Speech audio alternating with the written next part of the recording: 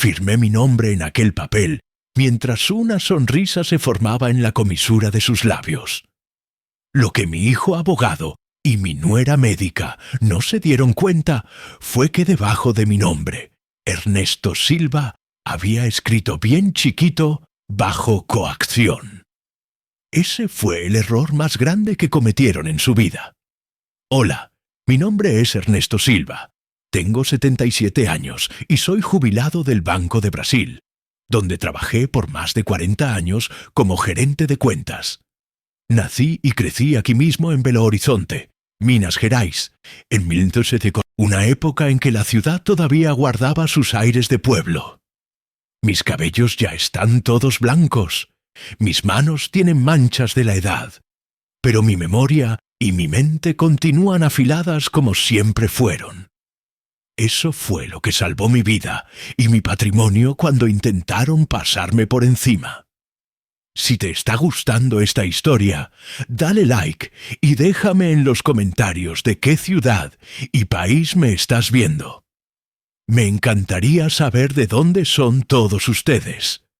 Cada día hay una historia nueva, aquí en este canal. Historias de gente como yo, a quien la vida enseñó a las malas, pero que logró salir adelante cuando menos lo esperaban, ¿sabes? Trabajar toda la vida no es fácil. Levantarse temprano todos los santos días, tomar el camión lleno, comer la comida fría, aguantar al jefe gritando, al cliente quejándose, todo eso por más de 40 años. Imagina sacrificar tus sueños de juventud, dejar de viajar, de disfrutar a los hijos pequeños, todo para garantizar el futuro de ellos, para darles estudios, pagar la universidad carnal, comprar el primer carro, ayudar con el enganche del departamento. Y cuando crees que finalmente vas a poder descansar y disfrutar lo que construiste, tus propios hijos, aquellos que más amaste y protegiste, intentan hacerte la trampa y quitarte todo lo que es tuyo. Eso fue lo que me pasó. Mi único hijo, Ricardo, y mi nuera Camila, ella médica psiquiatra y el abogado, intentaron quitarme todo, pero ellos no esperaban que este viejo todavía tuviera algunos trucos bajo la manga. No tienen idea de lo que pasó después y cómo la justicia vino con todo. Soy hijo de campesinos. Nací en una casita humilde en el interior de Minas, cerca de Ouro Preto. Mi papá trabajaba en el campo y mi mamá cuidaba de mí y de mis 4 hermanos. La vida era dura, pero honesta. Recuerdo levantarme con el canto del gallo y dormir cuando el sol se ponía. Me bañaba en una tina. Estudiaba en una escuela rural con un solo salón para todos los grados. A los 10 años ya trabajaba en el campo, con mi papá, pero él siempre decía: «Estudia, mijo, para que no tengas que romperte la espalda como yo». Y estudié. Fui el único de mis hermanos en terminar la preparatoria. Vine a Belo Horizonte con 18 años, solo con la ropa que traía puesta y un sueño: ser alguien en la vida. Viví en un cuartito de pensión. Trabajé como mensajero, de limpieza, repartidor, todo lo que aparecía. Con mucho sacrificio hice el examen del Banco de Brasil y lo pasé. Fue mi gran oportunidad. Comencé como escribiente, después cajero, subgerente, hasta llegar a gerente. En el banco era conocido por mi honestidad. Había clientes que solo querían que yo los atendiera. «Don Ernesto no engaña a nadie», decían. Me levantaba a las 5 de la mañana. Tomaba un café negro, agarraba el camión y solo regresaba a casa a las 7 de la noche, a veces incluso más tarde. Nunca me quejé. Sabía que era el camino para construir mi vida. Fue en el banco que conocí a Aparecida, mi difunta esposa. Ella trabajaba como secretaria en la gerencia, una muchacha bonita, de familia humilde como yo. Nos casamos en 1970 en una iglesita pequeña, con una fiesta modesta en el salón parroquial. Algunos años después, nació nuestro único hijo, Ricardo. ¿Cómo soñamos con ese muchacho? Aparecida dejó el trabajo para dedicarse a él. Yo doblaba turnos, hacía horas extras, todo para que no faltara nada en casa. Ricardo era un niño inteligente. Vivía con un libro en la mano. Desde chico mostró que tenía talento para los estudios. Aparecida y yo decidimos. Nuestro hijo iba a tener la mejor educación posible. Lo inscribimos en las mejores escuelas, aunque eso significara apretarnos el cinturón. Hubo meses en que apenas sobraba para comida, pero Ricardo nunca se quedó sin material escolar, sin uniforme nuevo, sin clases de inglés o computación. Recuerdo una vez que tuve que vender mi reloj de pulsera, regalo de mi papá, para pagar una excursión escolar de Ricardo a Ouro Preto. Él tenía 12 años y lloró cuando se enteró. Dijo que no necesitaba ir, pero yo insistí. Hijo, el estudio es inversión, no gasto. En ese momento dolió deshacerme de ese reloj, pero ver su alegría cuando regresó del viaje, los ojos brillándole, contando todo lo que aprendió, compensó cualquier sacrificio. Cuando llegó el momento del examen de admisión, Ricardo decidió. Quería derecho en la UFMG. Era muy competido. Necesitaba una nota alta. Pagamos curso preparatorio particular, los mejores libros, todo lo que necesitara y lo logró. Él, día del resultado, lloré escondido en el baño. Mi hijo, hijo de campesino, iba a ser doctor. Los 5 años de la universidad no fueron fáciles. Aparecida se enfermó. Tuvo cáncer de mama. Los tratamientos eran caros, incluso con seguro médico. Yo me desdobla entre el banco, el hospital y la casa. A veces dormía solo 2, 3 horas por noche. Pero nunca dejé de pagar las cosas de Ricardo, los libros jurídicos carísimos, el traje para las prácticas, la computadora cuando los trabajos comenzaron a ponerse más complejos.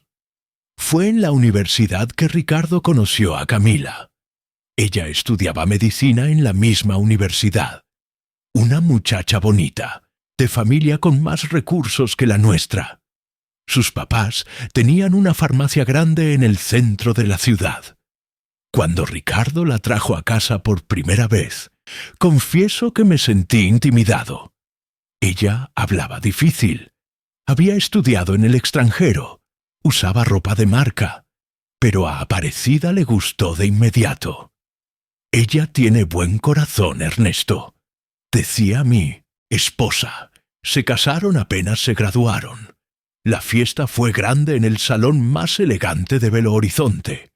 Aparecida y yo gastamos todos nuestros ahorros para darle ese regalo a nuestro hijo.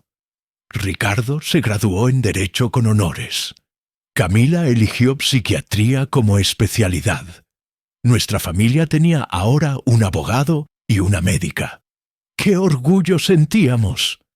Nuestra casa, esa del Belvedere, que se volvió el centro de toda esta historia, fue herencia de mi mamá. Ella la había recibido de un tío lejano que no tenía hijos. La casa estaba en la familia hace más de 50 años. Cuando mi mamá falleció, me la dejó a mí. Era una casa antigua que necesitaba remodelaciones, pero en uno de los barrios más valorizados de Belo Horizonte. Con el tiempo, fui arreglándola, modernizándola. El barrio se fue valorizando cada vez más. Hoy esa casa vale más de 3 millones de reales. Aparecida se fue de este mundo en 2015, después de una recaída del cáncer.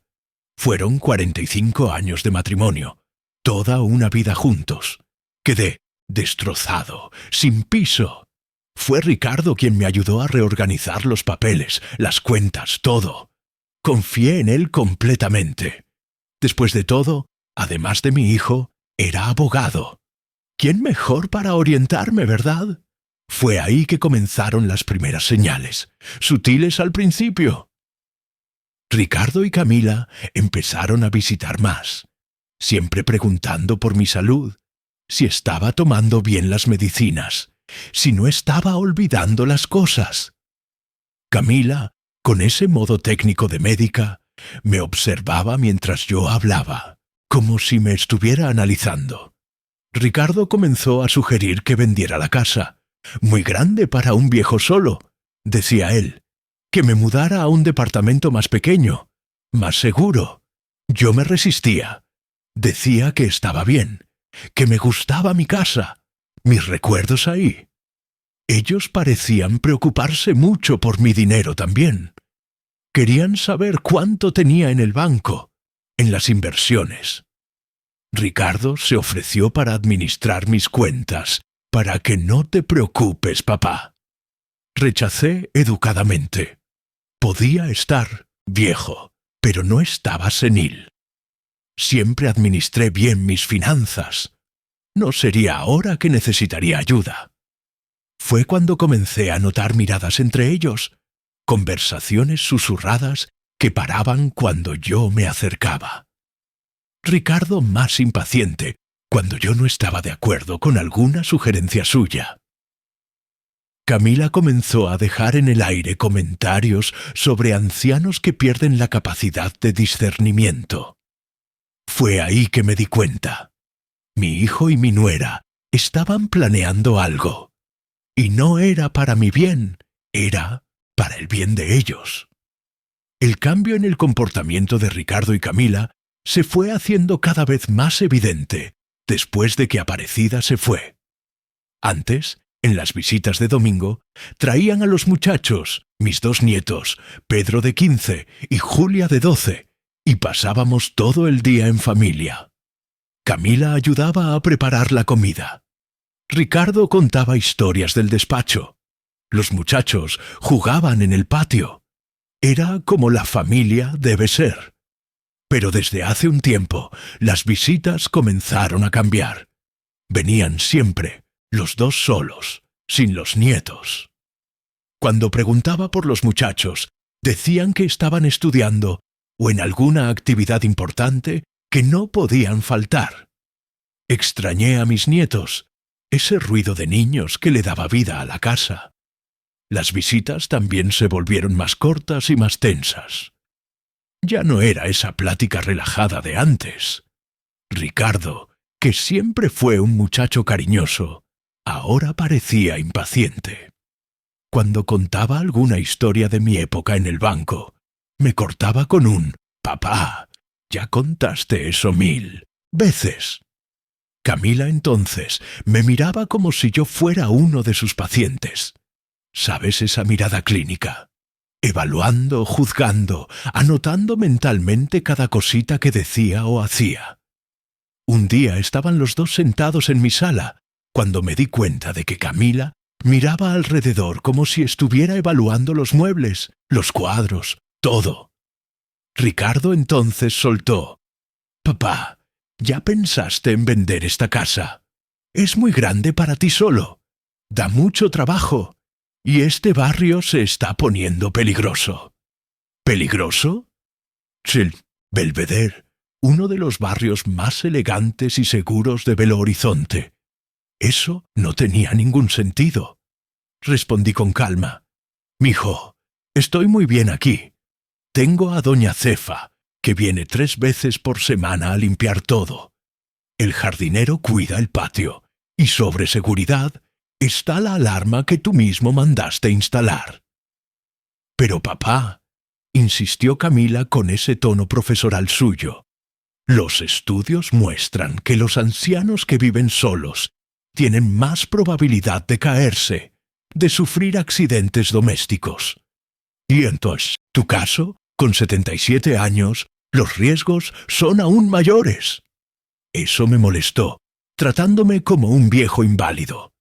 Hago mis caminatas todos los días en el parque municipal. Cuido mi alimentación, tomo mis medicinas bien. Hago crucigramas para mantener la cabeza activa. Estoy más entero que muchos chavos de 30 por ahí. Miren, ustedes dos, hablé firme. Agradezco la preocupación, pero estoy muy bien aquí en mi casa. Fue aquí donde crié a Ricardo, que pasé los últimos años con Aparecida. Tengo mis recuerdos, mis vecinos, mi rutina. No pienso salir de aquí tan pronto. Vi una mirada rápida intercambiada entre los dos. Una mirada que decía mucho. No estaban ahí por preocupación. Tenían el ojo en la casa. Una casa en el Belvedere. Terreno grande, bien ubicada. 3 millones como mínimo.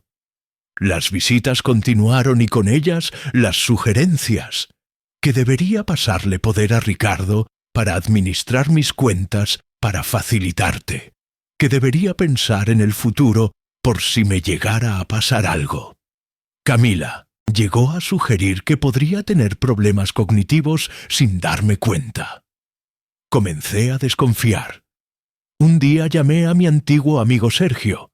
Fuimos colegas del banco por más de 40 años y después de que se jubiló, abrió un despacho de abogados. Le conté de mi preocupación, de las insinuaciones de Ricardo y Camila. «Ernesto», dijo Sergio, «no quiero alarmarte, pero ya vi esta película antes. Hijos interesados intentando apropiarse de los bienes del papá anciano. Si quieres, puedo investigar un poco a tú, Ricardo, ver si anda metido en algo». Dolió escuchar eso. Mi propio hijo, ese muchacho que crié con tanto amor, por quien sacrifiqué todo para darle lo mejor. No quería creerlo, pero acepté la oferta de Sergio. Una semana después, vino a mi casa con noticias que me dejaron helado. Ricardo tenía deudas grandes. Había perdido dinero en la bolsa de valores. Estaba con el nombre en el buró de crédito y el departamento de ellos estaba a punto de ser rematado por el banco. El despacho de abogados no. Iba bien. Había perdido varios clientes importantes. Y la clínica de Camila también estaba con problemas, ya que ella se había involucrado en un escándalo de recetas falsas de medicamentos controlados. «Ernesto», dijo mi amigo con pesar, «están desesperados por dinero, y tu casa, bueno, sería la solución para todos sus problemas». Quedé destrozado. Pasé noches sin dormir bien. Mi hijo, mi único hijo, quería pasarme por encima. Recordé todas las veces que me sacrifiqué por él, las horas extras, las vacaciones que nunca tomé para poder pagar sus estudios, mi reloj de oro que vendí para pagar aquel viaje de la escuela. ¿Para qué? Para criar un buitre que ahora quería picarme los ojos. Fue un miércoles que todo pasó. Estaban los dos en mi puerta, Ricardo y Camila, cuando regresé de la panadería. Él cargaba un portafolio de piel café, de esos caros. Camila tenía esa sonrisa educada, pero fría como hielo. Pidieron hablar, algo serio sobre mi futuro, dijeron. Nos sentamos en la sala. Ricardo abrió el portafolio y sacó un montón de papeles, documentos oficiales con sello de notaría. Él asumió su tono más profesional. «Papá, estamos aquí porque nos preocupamos por ti, por tu futuro. Esta casa es muy valiosa y tenemos miedo de que alguien pueda aprovecharse de ti».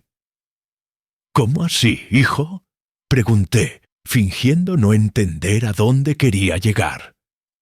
«Bueno, usted está poniéndose, ¿sabes?, más viejo, y hay gente malintencionada por ahí, estafadores, rateros que se aprovechan de los ancianos. ¿Cuál es tu sugerencia entonces?». Aquí empujó los papeles hacia mí. «Es una transferencia de la escritura de la casa a nuestro nombre, mío y de Camila. Es para tu protección, papá». Agarré los documentos y fingí leer. En realidad, estaba intentando controlar la ola de decepción y rabia que me invadió. Levanté los ojos del papel y miré bien a los ojos de mi hijo. ¿Y si no quiero firmar? Fue cuando la máscara cayó completamente. Camila, con esa sonrisa clínica que nunca llegaba a biosetiar los ojos, dijo: «Don Ernesto, como médica, puedo declararlo incompetente, demencia senil. Tengo colegas que firmarían el dictamen sin problemas». Ricardo completó con una voz fría que nunca imaginé escuchar de él: «Y yo entro con una solicitud de interdicción. En 48 horas usted no decide ni lo que come en el desayuno». Sentí como si me hubieran dado un golpe en el estómago. Mi propio hijo amenazándome con interdicción. La nuera médica dispuesta a falsificar un dictamen psiquiátrico. ¿Qué había pasado con ese muchacho que crié? ¿Con esa muchacha que a Aparecida tanto le gustaba? Pero este viejo no se cayó de maduro del árbol. La noche anterior, después de otra conversación con Sergio, había puesto una grabadora en el bolsillo de mi chamarra y mi celular, regalo de mis nietos en Navidad, estaba discretamente posicionado en la mesa de centro en modo de grabación de video. También le había pedido a don Antonio, mi vecino de más de 30 años, que estuviera pendiente desde su balcón como testigo de lo que pasaría esa mañana. Tragué mi dolor y mi rabia. Sonreí mansamente y dije: «Está bien, voy a firmar». Los dos se miraron sorprendidos. Creo que esperaban más resistencia de mi parte, más discusión. «Pero necesito leer primero, con calma», añadí. «No necesitas, papá», dijo Ricardo apresuradamente. «Es solo burocracia legal. Confía en mí». «Claro que confío, hijo. Tú eres mi abogado, ¿verdad?», dije con un toque de ironía que él no percibió. «¿Cuándo necesito firmar?» «Ahora mismo».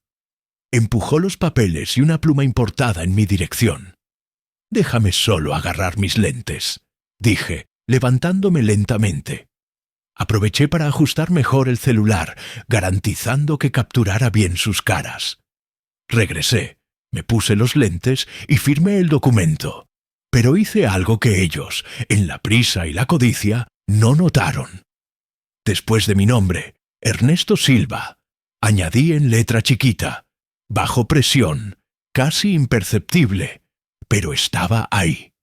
Un viejo truco que Sergio me había enseñado. Se pusieron radiantes. Ricardo guardó los papeles rápidamente en el portafolio antes de que yo cambiara de opinión. «Listo, papá.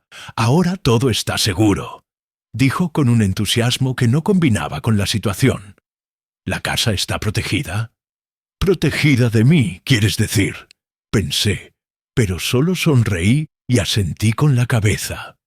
Salieron apresurados, casi no se despidieron, probablemente corriendo a la notaría para registrar la transferencia antes de que el viejo se arrepintiera e intentara deshacer el negocio. Apenas se cerró la puerta detrás de ellos, sentí una mezcla de tristeza profunda e indignación. ¿Cómo pudo mi hijo, sangre de mi sangre, hacerme esto? ¿Cómo pudo Camila, que decía amar tanto a nuestra familia, amenazarme con declararme demente solo para poner las manos en mi casa, la casa donde el propio Ricardo creció, jugó, estudió? Pero no había tiempo para lamentaciones. Necesitaba actuar rápido. Llamé inmediatamente a Sergio. Salió todo bien. Grabé todo. La amenaza, la coacción, la extorsión, todo. «Ya voy para allá a buscar las pruebas», respondió con voz tensa. «Y Ernesto, prepárate. Va a ser difícil. Es contra tu hijo». «Lo sé», respondí, sintiendo un nudo en la garganta. «Pero quien no respeta al padre no merece ser llamado hijo». Sergio llegó en menos de media hora. Bajamos las grabaciones del celular y de la grabadora de bolsillo a su laptop. La calidad estaba perfecta. Se podía escuchar claramente las amenazas de Camila sobre declararme incompetente y de Ricardo hablando de interdicción. El video mostraba nítidamente a los dos, sus caras, sus expresiones frías y calculadoras. Don Antonio, mi vecino, también fue testigo de todo. Desde su balcón podía ver e incluso escuchar parte de nuestra conversación por la ventana abierta de la sala. Él aceptó declarar, si era necesario. «Esto es grave, Ernesto», dijo Sergio mientras revisaba el material. «Muy grave. Coacción, extorsión calificada, intento de estafa contra vulnerable. Y Camila, como médica, puede perder su cédula profesional por amenazar con hacer un dictamen falso. Eso sin hablar del tema ético». «¿Y qué hacemos ahora?», pregunté, sintiendo al mismo tiempo un alivio por tener pruebas y una tristeza inmensa por lo que mi hijo se había convertido. «Primero vamos a anular esa transferencia fraudulenta. Firmaste bajo coacción explícita. Tenemos pruebas irrefutables. Después», vaciló, mirándome con pesar, «podemos entrar con una acción penal contra ellos». «¿Penal? ¿Mi hijo en la cárcel?» La idea me dejó aturdido. Por peor que fuera lo que Ricardo había hecho, todavía era mi hijo, mi único hijo. «Ernesto, entiendo tu vacilación, pero piensa en lo siguiente. Si te hicieron esto a ti, su propio papá, ¿qué no le harían a otros ancianos vulnerables? ¿Y si ya lo hicieron antes?» Eso me golpeó como un rayo. ¿Otros ancianos? ¿Será que mi hijo y mi nuera ya habían aplicado este fraude a otras personas ancianas? La idea era demasiado terrible para considerar. «Quiero investigar más a fondo», decidí, antes de tomar cualquier decisión drástica. Sergio asintió y sugirió contratar un investigador privado. «Un conocido mío, discreto, competente. Puede descubrir si hay otros casos involucrando a los dos». Acepté. En los días siguientes me quedé en casa, atendiendo normalmente cuando Ricardo o Camila llamaban. Fingí que todo estaba bien, que no sospechaba nada. Ellos preguntaban sobre los papeles, si alguien había venido a preguntar sobre la casa, cosas así. Respondía, vagamente, cambiaba de tema. Quería ganar tiempo mientras el investigador hacía su trabajo. Una semana después, Sergio apareció en mi puerta con una carpeta gruesa de documentos. Su cara estaba seria.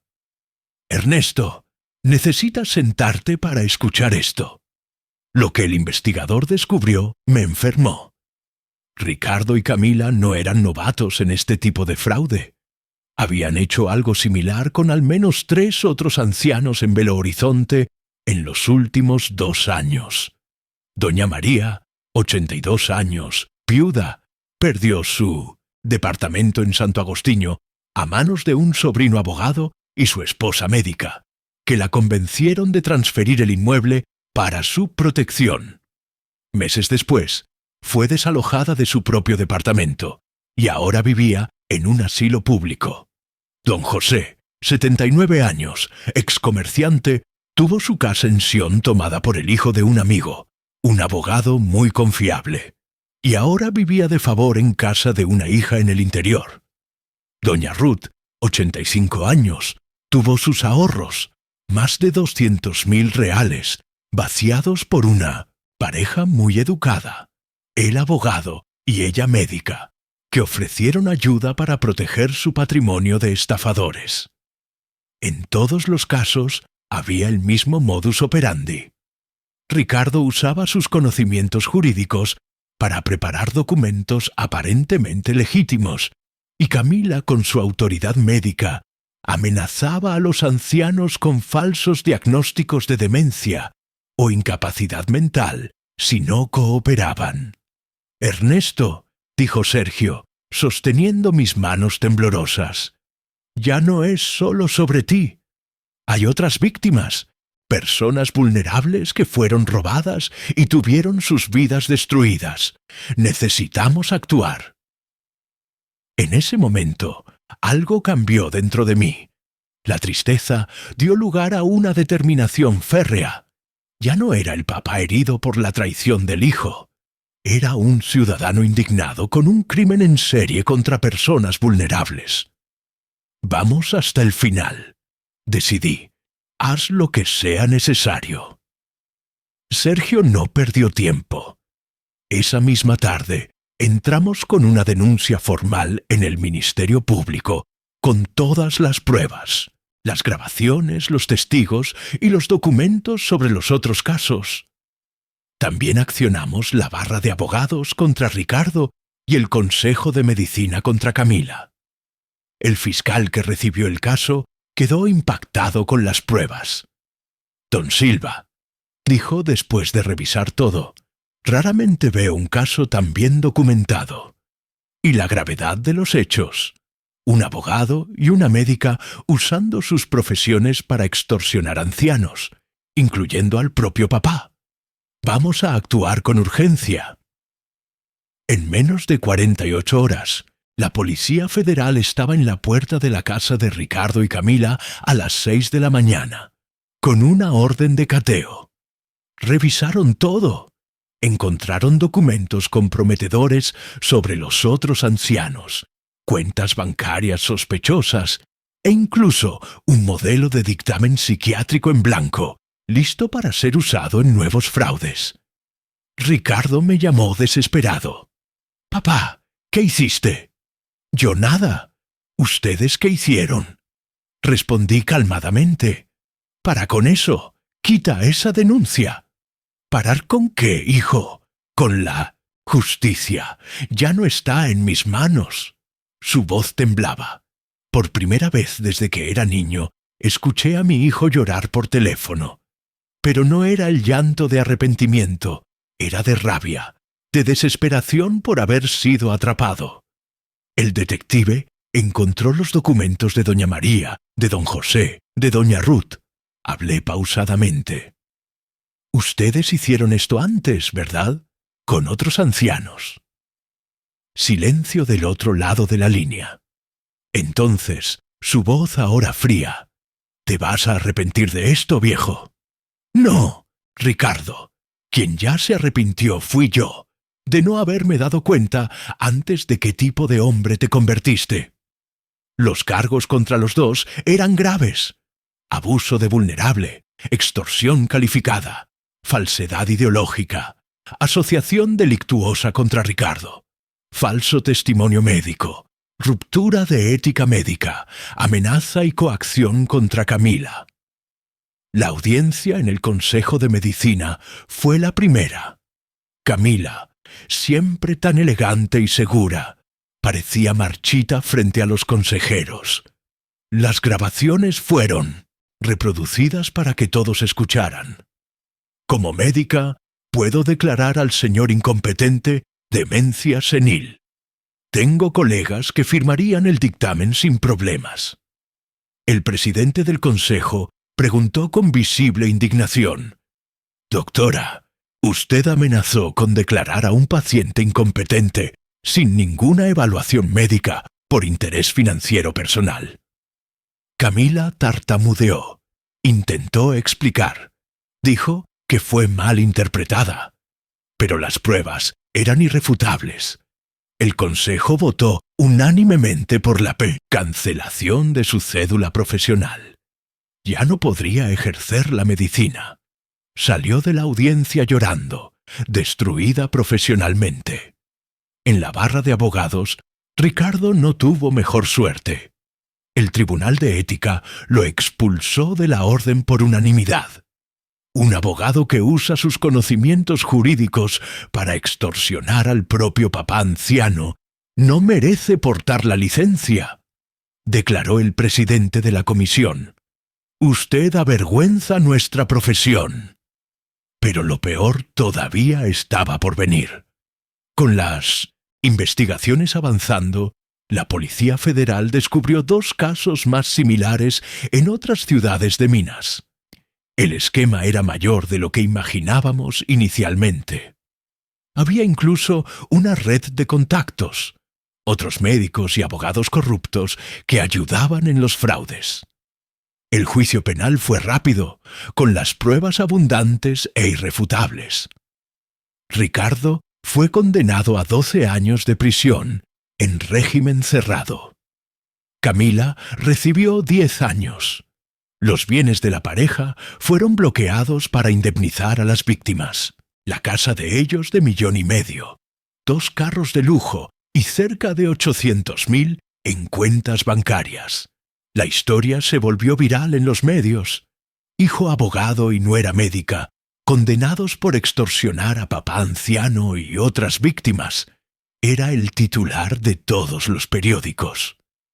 Me volví una especie de símbolo de la lucha contra el abuso de ancianos. Hasta el Noticiero Nacional hizo un reportaje conmigo y las otras víctimas. ¿No tuvo miedo de denunciar a su propio hijo?, preguntó la reportera. Tuve mucho miedo, respondí con lágrimas en los ojos. No de mi hijo, sino de descubrir que había fallado tan terriblemente como papá, de pensar en qué había hecho mal para criar a alguien capaz de esto. ¿Y qué le diría a otros ancianos que pueden estar pasando por una situación similar?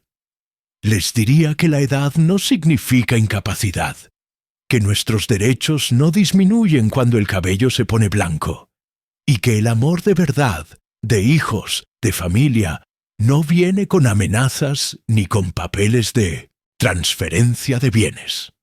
Algunas semanas después de la condena, recibí una carta de la prisión. Era de Ricardo. Papá, perdón, no sabíamos que estabas grabando. Si lo hubiéramos sabido. Respondí con una única frase. El problema no es grabar, es que ustedes son criminales. Los nietos, Pedro y Julia, se fueron a vivir con la abuela materna. Pobrecitos, sufrieron mucho con todo esto. Quedaron traumatizados, avergonzados por los papás.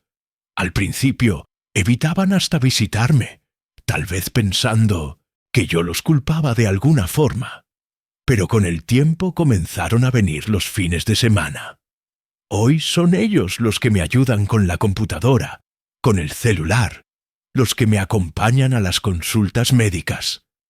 Un día Pedro, ya con 17 años, me preguntó: «Abuelo, ¿no te sientes mal por mi papá y mi mamá en la cárcel?» «Sí, mijo», respondí honestamente. «Siento tristeza por lo que se convirtieron, pero no me arrepiento de lo que hice. Ellos eligieron ese camino».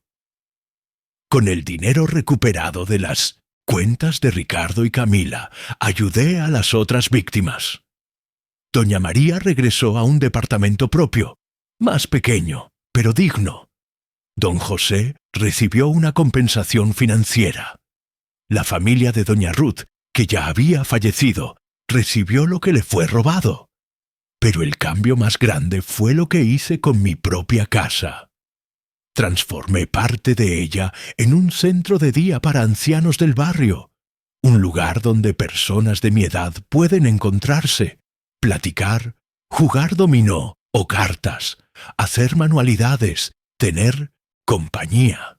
Y también donde reciben orientación sobre sus derechos, sobre cómo protegerse de fraudes y abusos. El as bajo la manga que me salvó no fue solo la grabadora en el bolsillo o el celular filmando. Fue mi lucidez, mi desconfianza en el momento justo. Fue tener un amigo como Sergio, que me alertó y orientó. Fue tener vecinos como don Antonio, dispuesto a testificar. Fue sobre todo el valor de enfrentar el dolor de denunciar a mi propio hijo para impedir que otras personas sufrieran lo mismo. 3 meses después del inicio del cumplimiento de la pena, Ricardo consiguió progresión al régimen semiabierto por buena conducta. Un día lo encontré vendiendo dulces en un semáforo cerca del centro comercial Diamond Mall. Me vio, vaciló. Entonces se acercó al carro. «Papá, no soy tu papá», respondí seco. «Por favor, tú me amenazaste con interdicción. Dijiste que en 48 horas yo no decidiría ni lo que como en el desayuno. Era mentira. Mentira que se volvió tu verdad. Tú fuiste el que fue inhabilitado por la justicia». El semáforo abrió y seguí mi camino, dejándolo atrás. Fue doloroso, pero necesario. Ese hombre ya no era el muchacho que crié. Se había convertido en otra persona, alguien que no reconozco como hijo. 2 años ya pasaron desde aquel día que cambió todo.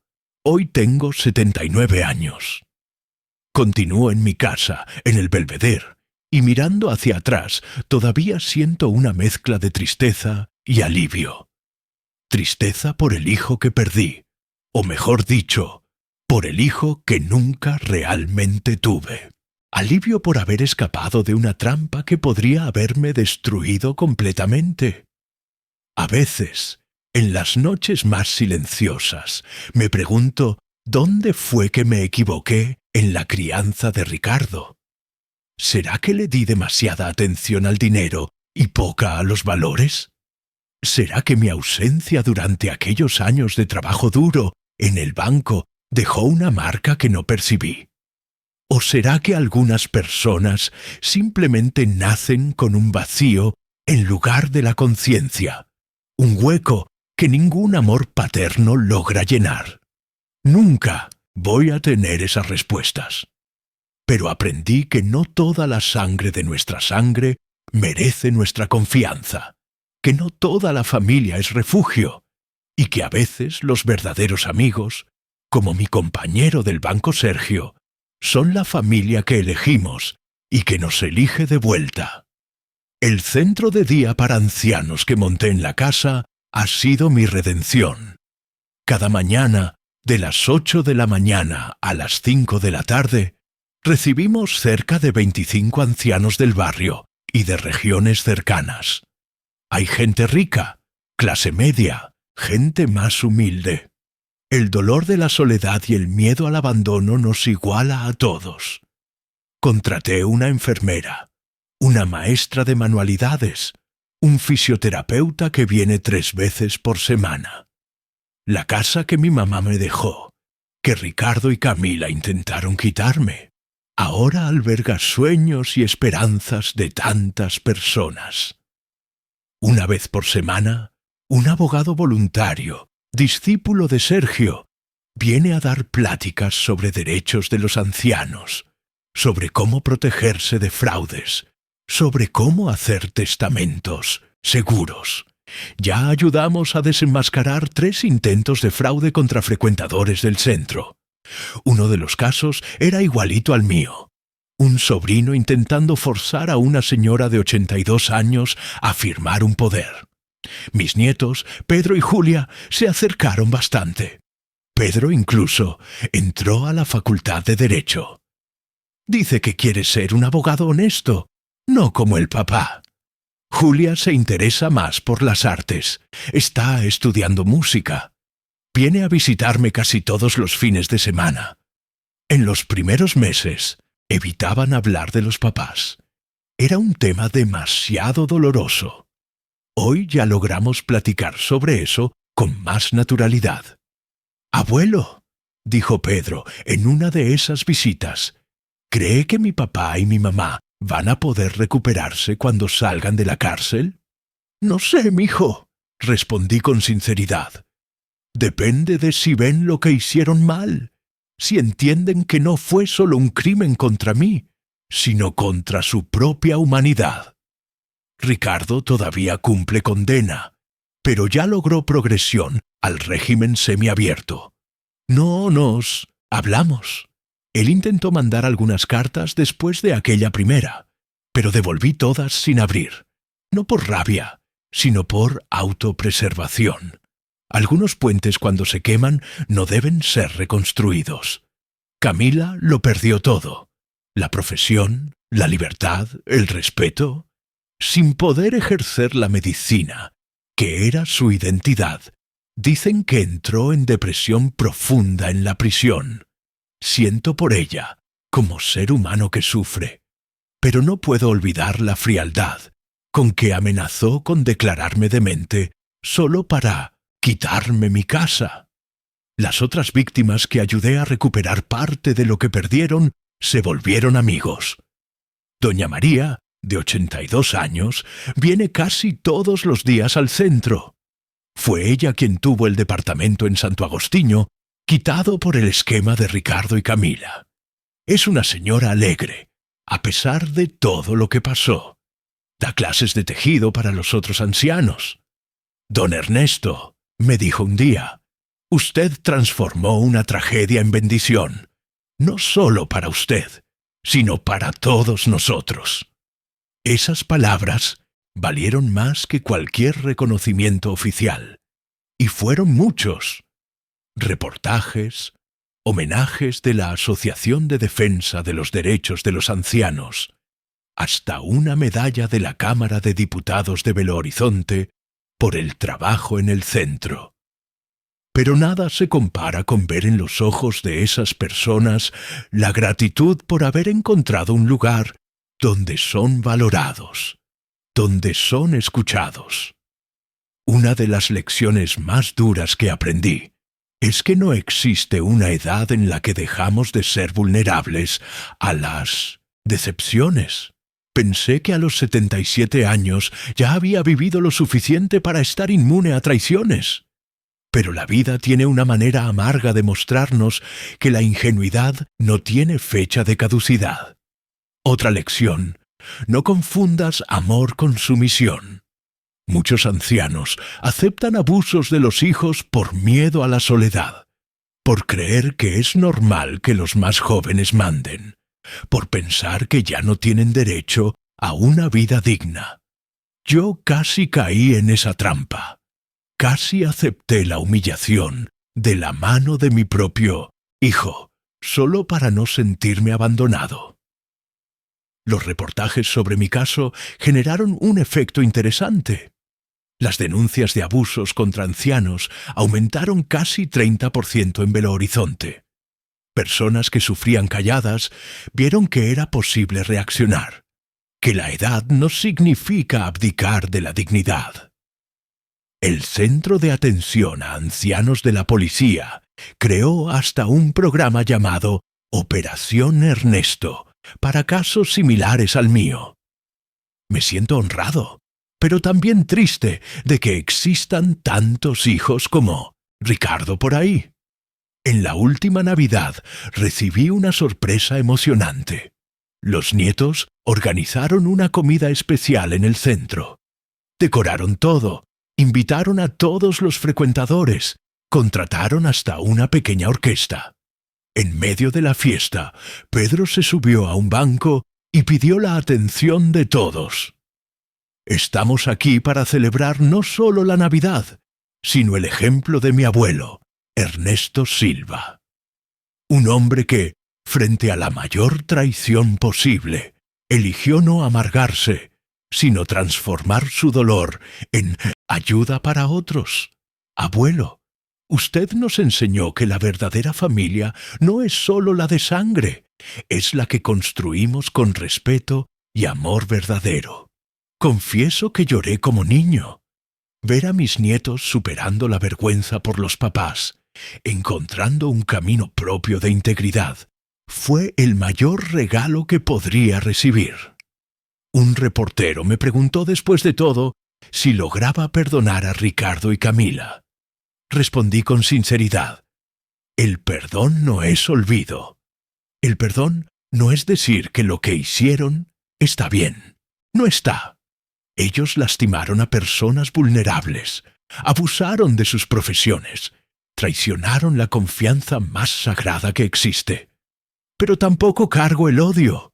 Espero que encuentren redención, que puedan reconstruir sus vidas cuando cumplan sus condenas. No, como mi hijo y mi nuera. Ese vínculo se rompió, pero como seres humanos que tienen una nueva oportunidad. La vida tiene una manera curiosa de hacer círculos. Cuando era gerente del banco, ayudé a mucha gente. Algunos clientes todavía me reconocen en la calle. Don Ernesto, usted me ayudó a comprar mi primera casa, ¿se acuerda? Y ahora, al final de la vida, encuentro el propósito en ayudar de nuevo, de otra forma, pero con el mismo corazón. Y la Casa del Belvedere continúa firme como testigo silencioso de toda esta historia. Ya hice mi testamento nuevo, bien claro y protegido.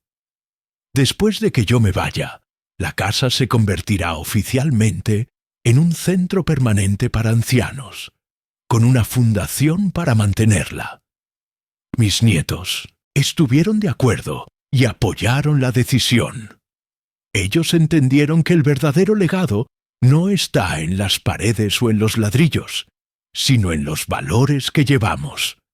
La traición de Ricardo y Camila, por más dolorosa que haya sido, terminó liberándome.